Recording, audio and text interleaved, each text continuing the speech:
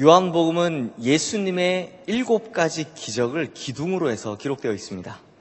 그리고 이 7가지 기적은요, 모두 각각의 메시지들을 담고 있습니다. 예를 들어서 간단하게 말씀드리면, 물을 포도주로 바꾸셨던 기적은 예수님께서 질적인 변화를 이루실 수 있는 분이시다 라는 것을 잘 보여주고 있는 것이라면, 반대로 오병이어의 기적은 예수님께서는 양적인 부흥도 이루실 수 있는 분이시다 라는 것을 잘 보여주고 있다는 것입니다. 그렇다면 이 7가지의 기적 중 4번째에 해당하는 오늘 본문의 이야기, 즉 베데스다 연못에서 38년 된 병자를 고치는 이 사건은 도대체 무슨 메시지가 담겨져 있는 걸까요? 단순히 예수님께서 모든 질병을 능히 다 고치실 수 있는 분이시다 라는 것을 강조하기 위함일까요? 아니면 예수님의 능력이 얼마나 대단한지를 보여주고 있는 것일까요? 물론 이러한 메시지도 있을 수 있지만, 요한복음의 7가지의 사건 중, 기적 사건 중 이 베데스다 연못가의 사건만이 가지는 아주 독특하고 특별한 메시지가 있습니다. 바로 이 베데스다의 기적을 통해서 예수님께서 우리에게 복음과 신앙의 본질이 무엇인지에 대해서 명확하게 보여주고 계시다라는 것입니다. 사랑하는 성도님들, 먼저 이 베데스다라는 장소를 주목해 주십시오. 서울에 4대문이 있는 것과 마찬가지로 당시 예루살렘 성에도 문이 8개가 있었습니다. 그 8개의 문 중에서 동쪽에는요, 실로암이라는 샘으로 나가는, 그래서 이름이 샘문이라는 문이 있었고, 그리고 북쪽에는 성전으로 가는 문, 즉 제물로 바치는 양과 염소가 지나간다라고 해서 양문이라 이름 붙여진 문이 있었습니다. 그리고 오늘 본문 2절 말씀처럼 이 베데스다라는 곳이요, 양문 근처에 있었다고 합니다. 왜냐하면 성전에 사용할 물이 필요한데 동쪽 샘문을 지나서 이 실로암 연못에 가서 물을 떠오기까지에는 너무 거리가 멀어서 힘듦이 있었기 때문에 기원전 2세기경 시몬이라는 대제사장이 있을 때 이 성전 가까이에서 물을 구하고자 깊이가 7m가 넘는 우물을 파고 2개의 저수지를 만들었다고 합니다. 그리고 이곳에 많은 사람들이 모일 수 있도록 길이가 100m가 넘고 폭이 80m가 넘는 그런 터를 마련해 주었다고 합니다. 그리고 종교적이고 이 의학적인 목적을 살려서 그곳 이름을 베트, 히브리어로 집이라는 뜻입니다. 베트, 집이라는 단어와 헤세드, 은혜 혹은 자비라는 이 2 단어를 합쳐서 베데스다, 즉 은혜의 집 혹은 자비의 집이라는 뜻을 가진 이름을 붙이게 되었다고 합니다. 그런데 성도님들, 이 베데스다 연못에 얽힌 한 가지 재미있는 전설이 하나 있습니다. 우리 성도님들께서도 잘 아시다시피 물이 소용돌이 칠 때 이 연못에 제일 먼저 들어간 사람이 병을 낫는다라는 전설입니다. 그래서 이 전설에 관해서 오늘 본문 이 3절 중반부터요 4절 말씀까지 보면 꺽쇠관로, 이렇게 생긴 이 꺽쇠관로가 있습니다. 즉 이 말은 후대 사본에 기록됐다는 건데요, 이 후대 사본에선 이런 배경에 대한 내용을 자세히 설명해 주고 있습니다. 우리 이 꺽쇠관로 부분 3절 중반부터 4절 말씀까지 함께 읽겠습니다. 물의 움직임을 기다리니 이는 천사가 가끔 못에 내려와 물을 움직이게 하는데, 움직인 후에 먼저 들어가는 자는 어떤 병에 걸렸든지 낫게 되밀어라. 성도님들, 사실 이 이야기가 진짜인지 아닌지, 정말 전설에 불과한 것인지 진짜 있었던 일인지 지금은 정확하게 밝혀내기가 어렵습니다. 왜냐하면 지금은 이 베데스다의 물이 그렇게 움직이지 않습니다. 물도 없고 또 지금의 과학이나 상식적으로는 설명할 수 없는 부분이기 때문입니다. 하지만 확실한 것 하나가 있다면, 오늘 본문의 이 38년 된 병자처럼 수많은 사람들이 이 베데스다의 전설을 믿고 거기서 병낫기를 바라며 병낫기를 기대하며 기다리고 있었다라는 것입니다. 그래서 오늘 본문 3절 말씀에 보면요, 많은 병자와 맹인, 다리 저는 사람, 혈기 마른 사람, 이런 당시에 중증 환자나 난치병자들이 차마 앉아 있을 수도 없어서 그래서 오늘 본문 3절의 말씀 보면 누워서 이 사람들이 베데스다 연못에 모여 있었다라고 합니다. 그러므로 물이 소용돌이 치기만 하면, 물이 움직이기만 하면 내가 제일 먼저 들어가서 자신의 병을 고치겠다라고 하는 그런 간절한 마음을 가진 수많은 병자들, 그것도 중증 환자들, 난치병자들이 모여있던 곳이 바로 베데스다였다라는 것입니다. 그런데 성도님들, 사실 이 베데스다는요, 굉장한 딜레마가 있고 모순이 있는 곳입니다. 성도님들 한번 곰곰이 생각해 보십시오. 물이 움직일 때 병 낫는 사람이 누구입니까? 누가 병이 난다고 합니까? 제일 먼저 들어가는 사람이 병이 낫는다고 합니다. 그런데 그 물에 들어가는 순서가 정해져 있습니까? 요즘 우리식으로 온 순서대로 번호표 뽑거나 그래서 가지고 있거나 혹은 제비 뽑아서 순서를 정하는 그런 방식같이 정해진 차례에 의해서 들어가는 것이 아니라 오늘 본문 7절 말씀에 이 38년 된 병자의 고백처럼 그냥 빨리 들어가는 사람이 들어가게 된다는 겁니다. 우리 7절 말씀 함께 읽겠습니다. 병자가 대답하되 주여, 물이 움직일 때 나를 못에 넣어주는 사람이 없어 내가 가는 동안에 다른 사람이 먼저 내려가나이다. 그러므로 맹인들, 다리 저는 사람들, 혈기 마른 사람들, 그 외에 수도 없이 많은 병자들이 전부 경쟁 상대가 되었습니다. 그래서 이 경쟁 상대가 되어서 육상 경기의 스타트 라인에 서 있는 모양처럼 다 서 있습니다. 그러다 100m 육상 경기의 시작송 소리 빵 하는 소리가 움직이면 다 뛰는 것처럼 물이 움직이는 소리가 들려지기 시작하면 그때 모두가 다 출발하는데 누가 병을 낫는다고요? 그 중에서 제일 먼저 들어가는 그 사람이 병을 낫게 되더라는 것입니다. 그렇다면 성도님들, 이때 이 물이 움직일 때 가장 먼저 이 베데스다 연못에 들어갈 수 있는 사람은 누구일까요? 눈이 멀어서 앞도 제대로 보지 못하던 맹인이 갑자기 칼루이스처럼 벌떡 일어나 막 뛰어서 1등을 하겠습니까? 아니면 안진뱅이 혹은 다리 저는 사람이 아이고 해서 누워있던 그 사람이 갑자기 벌떡 일어나서 우사인 볼트처럼 뛰어서 1등을 할까요? 아니면 오늘 본문과 같이 38년 동안이나 중병을 알아온 사람들이 1등을 하겠습니까? 아니면 조금이라도 더 건강한 사람이 1등 하겠습니까? 당연히 조금이라도 더 건강한 사람이 제일 먼저 들어가게 될 것입니다. 그러므로 정말 심각한 병자일수록 이 베데스다 연못에 들어갈 확률이 낮습니다. 그래서 이 사람이 지금 몇 년을 기다렸다고요? 38년을 기다리고 있었다는 것입니다. 그럼 누가 들어갑니까? 오히려 건강한 사람일수록 제일 먼저 들어갈 확률이 높더라는 것입니다. 그 많은 병자들 가운데 정말 고침을 받아야 할 중병 걸린 사람들, 일어나지 못할 정도로 편찮은 사람들, 난치병자 환자들, 이 사람들은 베데스다라는 이 연못에 전혀 들어갈 수가 들어가지를 못했다라는 것입니다. 반대로 간단한 병들, 지금으로 굳이 비유하자면 군대 갔다 와서 잘 걸리는 병, 무좀 걸려온 사지 멀쩡한 건장한 남자들 기다리고 있다가 제일 먼저 들어가겠죠. 비염으로 숨 좀 쉬기 힘든 사람들, 아니면 이제 갓 20살 됐다고 귀뚫었다 염증 생긴 우리 아가씨들, 이런 정도가 가장 먼저 들어갈 수 있는 가능성이 크다라는 것입니다. 그러니 정말 필요한 사람들이 들어가지 못하는 곳이 바로 이 베데스다라는 곳입니다. 사랑하는 성도님들, 그러니 한번 생각을 해보십시오. 이것이 얼마나 큰 모순입니까? 꼭 필요한 사람은 들어갈 수가 없고 별로 절박하지 않은 사람들, 아니면 들어가나 안 들어가나 똑같이 건강한 사람들, 그런 사람들이 가장 먼저 들어갈 수 있었던 그 모순 가득한 장소가 바로 베데스다였다라는 것입니다. 그러므로 베데스다는요, 은혜의 집, 자비의 집이란 이름도 가졌고 치유의 장소라고 이름을 붙였으면서도 불구하고 정말 꼭 그 치유가 필요한 사람들, 구원이 필요한 사람들에겐 절대로 치유해주거나 구원해줄 수 없는 그런 엄청난 모순을 가지고 있었던 장소라는 것입니다. 다시 한번 돌아가 보겠습니다. 베데스다에 가는 이유가 뭡니까?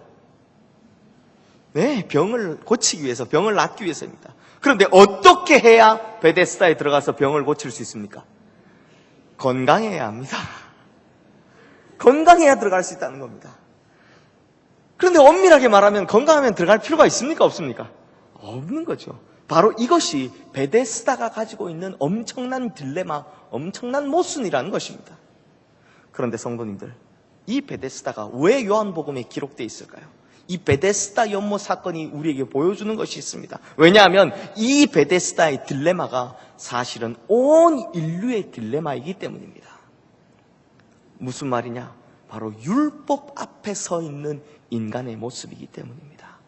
성도님들, 우리가 하나님 앞에 서기 위해서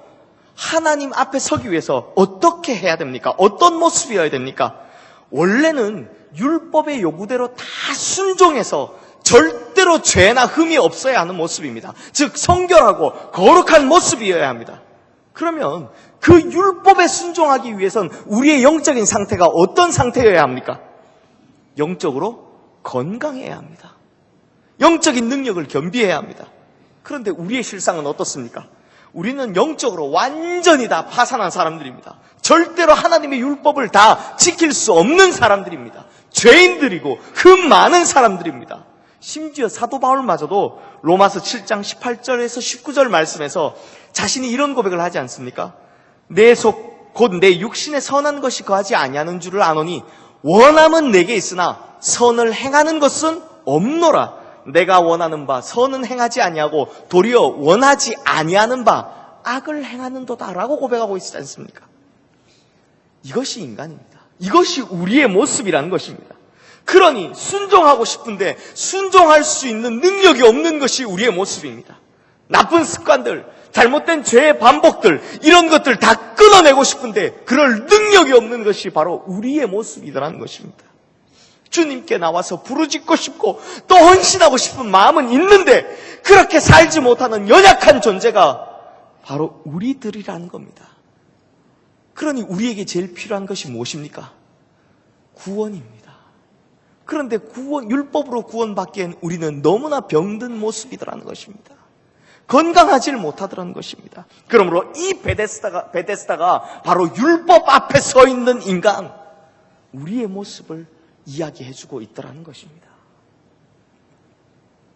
성도님들, 얼핏 보면요, 베데스다에는 구원의 가능성이 있어 보입니다. 얼핏 보면 율법에는 구원의 가능성이 있어 보입니다. 하지만 자세히 들여다보면 그것은 정말 철저한 절망이요 또한 철저한 좌절이라는 것을 알게 됩니다. 예를 들어보겠습니다. 제가 무슨 예를 들까 고민을 하다가 그냥 지어냈습니다. 예를 들면 하나님께서 우리 성도님들에게 이런 제안을 했다고 칩시다. 지어낸 이야기니까요. 치겠습니다.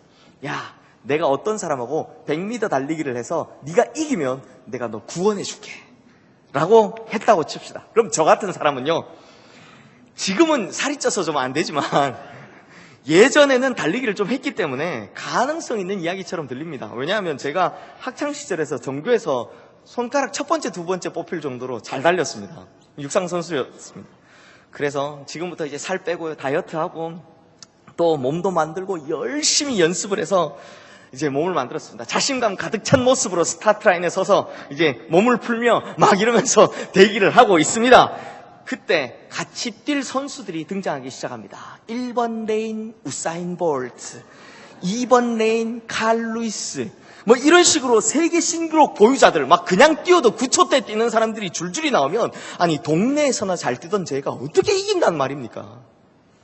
그러므로 우리는요, 잠시나마 희망을 가졌지만 알고 보니 끝없는 절망에 빠지고 도저히 희망을 가질 수 없는 방법을 쥐었더라는 것입니다. 이것이 바로 율법이 제시하는 구원의 방법이다라는 것입니다. 이것을 누가 보여주더라고요? 베데스다가 보여주고 있더라는 것입니다. 우사인 볼트야 뭐 부정 출발하는 실수라도 하겠지만 율법은 그 기준이 하나님 기준으로 되어 있기 때문에 완벽하신 하나님과 승부해서 하나님만큼 되어야 구원을 받을 수 있는 거니 대체 누가 이 방식으로 구원을 받을 수 있겠습니까? 그러므로 성도님들, 율법이 제시해주고 있는 구원의 방법은 얼핏 보면 우리에게 구원을 구원을 줄 수 있는 것처럼 보이지만 자세히 들여다보면 실질적으로는 그럴 수 없는 정말 철저한 절망과 좌절을 주는 엄청난 모순이라는 것을 알게 된다는 것입니다. 그러면 성도님들, 예수 그리스도 믿는다는 것이 무엇입니까? 예수 그리스도 믿는다는 것이 무엇입니까? 바로 이 율법의 방법을 포기하는 것입니다. 베데스다 연못에 먼저 들어가겠다고 하는 그 경쟁을 포기하는 것입니다. 그러면 이제 무엇을 붙들고 살아야 합니까?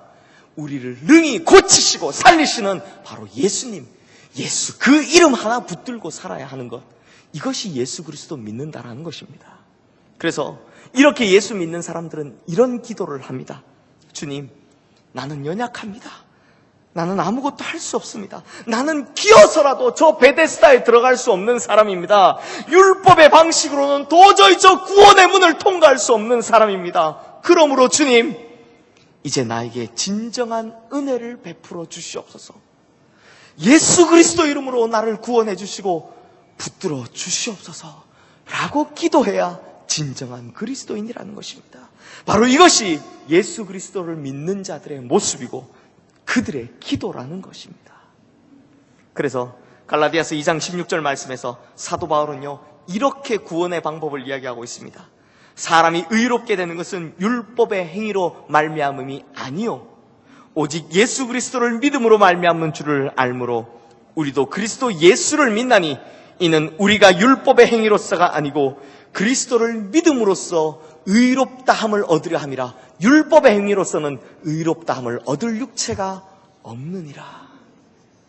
사랑하는 성도님들, 우리는 이 세상의 방식대로 이 세상의 경쟁을 통해 이기겠다고 하는 사람들이 아닙니다. 누군가를 짓누르고 나서, 그래서 이기고 나서 구원을 쟁취하는 그런 사람들이 아닙니다. 세상이 보여주는 경쟁의 방식을 통해서 주님께 나아가는 사람들이 아니라는 것입니다. 그러면 우리는 어떤 사람들입니까? 바로 죄인입니다. 죄인입니다. 그래서 전부여 의지 없어서 손들고 옵니다라는 이 찬송가 가사처럼 우리는 전적인 무능력자들이고 하나님께서 손잡아 주시지 않으시면 도저히 건짐받을 수 없는 사람들이라는 것입니다. 그러기에 우리는 하나님께 은혜와 자비를 베풀어 달라고, 그래서 우리를 붙들어 달라고 간구하는 것입니다. 그럴 때 우리는 하나님의 복을 구하는 자들이요, 진정한 구원을 붙드는 자들이요, 오직 하나님의 은혜만을 간구하는 사람들이 되는 것입니다. 바로 이러한 모습이 진정한 예수 그리스도 믿는 모습, 진짜 그리스도인의 모습이라는 것입니다. 사랑하는 시흥의 성도님들, 우리가 예수 그리스도 믿는다는 것은 나의 발버둥으로 말미암아 무엇인가 되는 것이 아니라는 것을 깨닫는 것입니다. 우리가 예수 그리스도 믿는다는 것은 하나님의 구원의 손길이 아니면 나는 아무것도 아니라는 것을 깨닫는 것입니다. 그래서 오직 예수 그리스도 그 한 분만을 바라보는 것, 그게 진짜 예수 그리스도 믿는다라는 것입니다. 이렇게 나는 전적인 무능력자입니다라는 고백과 오직 예수 그리스도만을 바라봅니다, 믿습니다라고 하는 이 진심 어린 고백이 바로 우리 성도님들을 진정한 구원에 이르게 하는 믿음의 고백이 될 줄로 믿습니다. 그리고 바로 그때 우리의 신앙생활들은 겸손해질 것이며 그 겸손 안에 진정한 예수 그리스도의 은혜가 임하여 그때 진정한 하나님의 구원의 손길을 경험하게 될 줄로 믿습니다.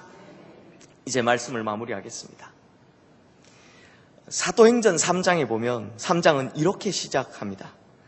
제9시 기도 시간에 베드로와 요한이, 자막을 띄워주세요.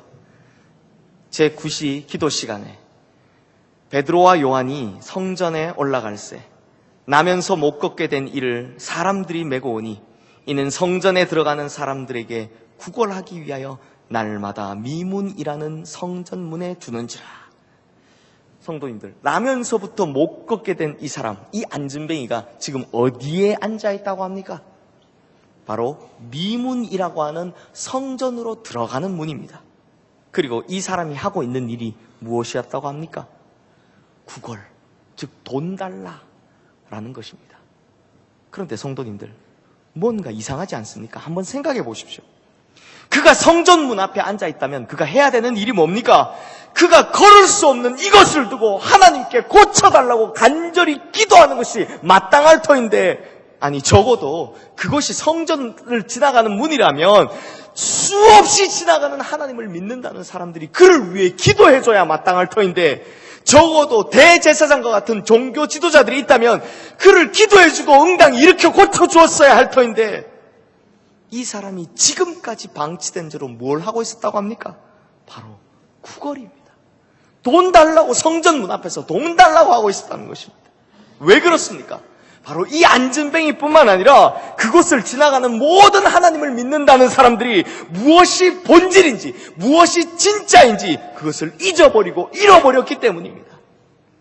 오늘 본문에 38년 된 이 병자도 똑같습니다. 오늘 본문 6절에서 7절 말씀 우리 함께 읽겠습니다. 예수께서 그 누운 것을 보시고 병이 벌써 오랜 줄 아시고 이르시되 내가 낫고자 하느냐? 병자가 대답하되 주여 물이 움직일 때에 나를 못에 넣어주는 사람이 없어 내가 가는 동안에 다른 사람이 먼저 내려가나이다. 베데스다에 누워있는, 지금 몸도 못 일으키고 38년 동안 누워있는 이 병자에게 예수님께서 찾아오셨습니다. 그리고 예수님께서 뭐라고 물으셨습니까? 내가 낫고자 하느냐라고 물으셨습니다. 그러면 그 질문에 어떻게 대답하면 됩니까? 내가 낫고자 하느냐? 그 질문에 어떻게 대답하면 됩니까? 그렇습니다. 뭐 어떻게 할까요? 어떻게 하면 됩니까? 되물을 필요도 없습니다. 이 병자의 대답은 단 한마디면 됩니다. 네, 낫고자 합니다 라고 한마디만 하면 그대로 끝나는 것입니다. 이 병자가 그렇게만 대답했다면 그 즉시로 고침받았을 것입니다. 그리고 그 모든 고통의 결박에서 다 풀려났을 것입니다. 그런데 성도님들, 이 병자의 대답이 정말 가관입니다. 여전히 인간적인 고집을 버리지 못하고, 여전히 자기 생각을 버리지 못하고, 38년이나 있으면 좀 버릴 만도 한데 여전히 버리지 못하는 그 대답을 하고 있더라는 것입니다. 뭐라고 합니까? 예수님, 물이 움직일 때 나를 저 못에 넣어주는 사람이 없어서 다른 사람이 먼저 들어갑니다. 이게 대체 무슨 소리입니까? 능히 병을 고쳐주실 수 있는 예수님께서 지금 직접 찾아오셨는데, 그래서 내가 낫기를 원하느냐라고 물으셨는데, 지금 이 병자가 하는 대답이 주님, 물이 움직일 때 주님께서 저를 좀 업어다가 제일 먼저 저기 좀 넣어주세요 하고 있는 이 대답을 하고 있다는 겁니다. 그러면 내가 낫겠습니다 라고 하는 겁니다. 정말 답답하기 그지없는 대답입니다. 그러므로 오늘 본문이 우리에게 가르쳐주는 또 한 가지 중요한 메시지는 결국 인간들이 참 못났다는 것입니다. 이 인간들이 참 못난 것은 자신들이 믿고 있는 그 방법을 절대로 포기하지 않는다는 것입니다. 그러니 나는 이 베데스다라는 방법을 통해 치유받기를 원하고 구원받기를 원하는데 내 힘으로는 도저히 들어갈 수 없으니 예수님, 나를 좀 업고 띄워주세요. 거기 들어가게 해주세요 라고 대답을 하고 있는 것입니다. 사랑하는 성도님들, 왜 이런 현상 벌어지는지 아십니까? 왜 이런 현상이 벌어지는지 아십니까? 이 수많은 크리스찬들이요, 예수님을 주님이다라고 고백을 하면서 정작 예수님을 자기 구주로 바라보는 것이 아니라 단지 자신의 삶의 조력자 정도로 바라보기 때문입니다. 이게 뭐냐면, 내가 합격하려면 한 이 정도 점수가 필요한데 내가 이만큼 노력했으니 이만큼 모자란 건 예수님께서 해주십시오, 이런 식으로 기도를 하고 있더라는 것입니다. 인간은 그 정도로 자기의 의의를 버릴지 모른다는 것입니다. 이 정도로 자기 고집을 버릴 줄 모른다는 것입니다. 그러니 38년 동안이나 시도했다 안 됐으면 포기할 만도 안 돼요. 포기를 못합니다. 끝까지 자기 방법대로, 자기 방식대로, 자기 생각대로 하겠다고 부르짖고 있더라는 것입니다. 다시 사도행전 3장의 이야기로 한번 돌아가 보겠습니다. 이제 이 안진뱅이 앞에 베드로와 요한이 지나갑니다. 안진뱅이가 뭐 할까요? 늘 하던 거 똑같이 합니다. 뭐 했다고요? 돈 달라고 쳐다봅니다. 그런데 이 안진뱅이가요, 이 뒤에 장에 보면, 사도행전 뒤에 장에 보면 40년을 그렇게 했습니다. 40년을 돈 달라고 쳐다보고 있었다는 겁니다. 그런데 이 안진뱅이의 근본적인, 즉 본질적인 그 문제가 무엇입니까? 날 때부터 걷지 못하는 것 아닙니까? 그러면 이 안진뱅이가 그 문제를 해결하려면 무엇을 구해야 합니까? 베드로와 요한이 지나갈 때 무엇을 구해야 합니까? 일어나게 해달라고, 걷게 해달라고 구해야 합니다. 그런데 이 안진뱅이가 지금 무엇을 구하고 있었다고요? 돈을, 즉 비본질을 구하고 있었다는 것입니다. 그러니 그 구걸을 향한, 그 구걸하고 앉아있는 안진뱅이를 향해 이 베드로가, 요한이 무엇이 본질인지를 확실하게 보여줍니다. 베드로가 무엇이라고 이야기합니까? 은과 금은 내게 없거니와 네가 구하고 있는 그 비본질은 내게 없거니와 내게 있는 이것을 내게 주노니 나사렛 예수 그리스도의 이름으로, 즉 복음의 본질이신 예수 그리스도 그 이름의 능력으로 일어나 걸어라 라고 말하자 그 즉시로 일어나 걷게 되었다는 겁니다. 그 즉시로 그 본질적인 문제가 해결되었다는 것입니다. 오늘 본문의 예수님도 마찬가지십니다. 더 긴 말 하지 않으셨습니다. 뭐라고 하십니까? 일어나 내 자리를 들고 걸어가라! 이 한마디가 끝이었습니다. 38년 동안이나 그를 괴롭혀왔던 그 지속적인 문제가 그 한마디에 해결되어 버렸다는 것입니다. 그러므로 예수님의 이 말씀 한마디에 38년 동안 지속되었던 그 병이 예수 그리스도의 그 이름의 능력을 담은 베드로의 선포 그 한마디에 날 때부터 그를 괴롭혀왔던 그 걷지 못함이, 이 모든 고통과 결박이 예수 그리스도라는 이 한마디에 다 끝나버렸다는 것입니다. 사랑하는 성도님들, 그러므로 우리도 우리 안에 있는 하나님의 뜻이 아닌, 즉 예수 그리스도의 능력이나 이름으로서가 아닌 우리의 방식, 우리의 고집으로 쌓아 올리고 있는 이 비본질의 바벨탑들을 무너뜨려야 합니다. 그리고 하나님 앞에서 내 뜻대로 마옵시고 아버지의 뜻대로 하옵소서라고 본질을 추구하며 그 앞에 엎드리는 자가 되어야 한다는 것입니다. 그래야 자신의 모든 연약한 것들을 인정하고 고집스러운 내 방식을 포기하는 사람, 그래서 나는 아무것도 할 수 없습니다, 하나님의 방법대로 하나님 뜻대로 나를 처리해 주십시오 라고 하는 이 성도가 진정한 축복받는 성도가 된다는 것입니다. 진짜 구원을 얻는 성도가 된다는 것입니다. 그러므로 이렇게 하나님의 방법을 선택하는 사람, 삶의 우선순위가 예수 그리스도이고 하나님의 말씀이고 하나님의 뜻인 그 사람이 이 예수 그리스도 그 이름의 능력을 진정으로 맛보게 될 줄로 믿습니다. 사랑하는 시흥의 성도님들, 오직 예수 그리스도의 이름만이 우리의 모든 아픔을 치유합니다. 오직 예수 그리스도의 이름만이 우리의 모든 결박의 고통에서 끊어줍니다. 오직 예수 그리스도의 이름만이 우리를 살려내고 구원에 이르게 하는 유일한 능력이 되는 것입니다. 오직 예수 그리스도의 이름만이 우리에게 유일하게 만족을 주는 이름이 된다는 것입니다. 그러므로 예수 그리스도의 이름만이 복음의, 구원의, 내 삶의 본질이라는 것입니다. 그러므로 성도님들, 내가 붙들고 살았던 그 베데스다, 내가 그렇게 갈망하고 원했던 그 많은 베데스다들, 그렇게 내가 스스로 주인 삼았던 모든 것들을 다 내려놓고 내 안에 비본질의 바벨탑을 무너뜨리고 이제 오직 예수 그리스도의 이름으로 나아갈 때 복음의 진정한 주인 되시고 복음의 본질 되시는 예수 그리스도 그 이름의 능력이 이제 우리에게, 우리 성도님들에게 임할 줄로 믿습니다. 그리고 그때 우리의 모든 결박과 고통은 끊어지고 우리의 모든 아픔은 치유되며 모든 것이 새롭게 그리고 온전케 되는 축복이 우리 모든 성도님들에게 임하시기를 주님의 이름으로 축원합니다. 기도하겠습니다. 하나님 아버지, 마치 38년 된 병자처럼 우리가 그렇게도 쫓아다녔던 베데스다, 우리가 그렇게도 고집스럽게 붙들어 메었던 그 베데스다를 이제 내려놓습니다. 그리고 이제 오직 복음의 본질이시며 능력의 이름이시며 구원의 이름인 예수 그리스도 그 이름을 붙듭니다.